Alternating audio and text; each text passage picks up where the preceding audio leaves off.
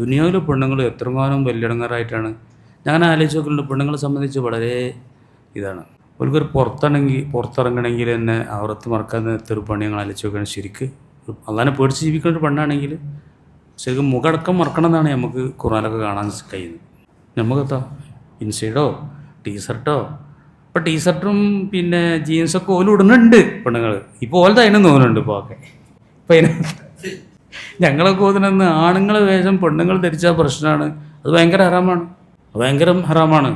ഇപ്പോൾ അത് ജീൻസ് ഇപ്പോൾ നമ്മളിതാന്ന് പറയാൻ പറ്റാത്തൊരു തെറ്റിനപ്പോൾ അല്ലേ, അത്ര പോലാണ് ഇപ്പോൾ ജീൻസൊക്കെ ഇടുന്നത്. ഓരെ പറ്റിയല്ല ഞാൻ ഈ പറയുന്നത്. അതാണ് പേടിയുള്ള ചില പെണ്ണുങ്ങളൊക്കെ ഇപ്പോഴും ഉണ്ടല്ലോ. മൂക്കൊക്കെ മറിച്ച് കോളേജിൽ പോകുന്നവരുണ്ട്. ഊറികളൊക്കെ മേരേക്കാർ എന്തെല്ലാം പ്രയാസങ്ങൾ, ചോക്കെ കെട്ട് നടക്കുക എന്നൊക്കെ പറഞ്ഞൊരു പറച്ചിൽ അങ്ങനെ അല്ലേ, എന്തെല്ലാം പ്രയാസങ്ങൾ സഹിച്ചിട്ടാണ് അവർ നടക്കുന്നത്. അപ്പോൾ അതുകൊണ്ട് ഊറികളൊക്കെ എത്രയോ മേലെയാണ് ആര്, ദുനിയാവത്തെ പെണ്ണുങ്ങൾ.